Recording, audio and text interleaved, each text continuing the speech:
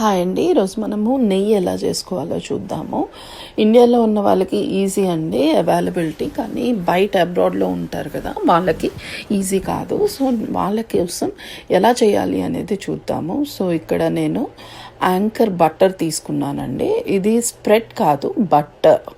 So unsalted butter తీసుకున్నాను. మనకి ఇక్కడ చాలా వెరైటీస్ ఉంటాయి, స్ప్రెడ్ అని అలా. సో స్ప్రెడ్ తీసుకోకండి, బటర్ తీసుకోండి. బటర్ తీసుకొని ఒక డీప్ ప్యాన్ తీసుకొని స్లో ఫ్లేమ్లో దగ్గరుండి మనం ఇది చేసుకుందాము. సో నా దగ్గర ఆల్రెడీ కొంచెం బటర్ ఉండింది, అది ఆల్రెడీ యాడ్ చేశాను. సో ఇంకా అది సరిపోదు కాబట్టి ఎక్స్ట్రాగా నేను ఒక 1/2 కిలో బటర్ యాడ్ చేశాను. సో స్లో ఫ్లేమ్లో మనం దగ్గరుండి చేసుకుంటున్నాము. అది బబుల్స్ వస్తూ ఉంటాయి. ఆ బబుల్స్ వచ్చినప్పుడు కలుపుకుంటూ దగ్గరుండండి. కొంచెం అంటే అది పూర్తిగా మెల్ట్ అయిన తర్వాత ఎంతోసేపు పట్టదండి, అది మాడిపోతుంది దగ్గర లేకపోతే.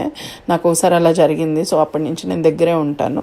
ఇలా క్లియర్ అయిపోయిన తర్వాత, బబుల్స్ వచ్చి బాగా క్లియర్ అయిపోయిన తర్వాత కలర్ చేంజ్ అవుతుందండి. మంచి అరోమా వచ్చి కలర్ చేంజ్ అవుతుంది.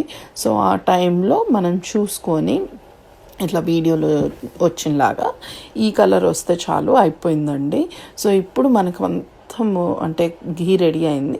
సో ఫ్లేమ్ ఆఫ్ చేసేస్తే ఇంకా బబుల్స్ వస్తూనే ఉంటాయి. అది ఆరిపోయిన తర్వాత మీరు ఎయిర్ టైట్ కంటైనర్లో స్టోర్ చేసుకోవచ్చు అండి.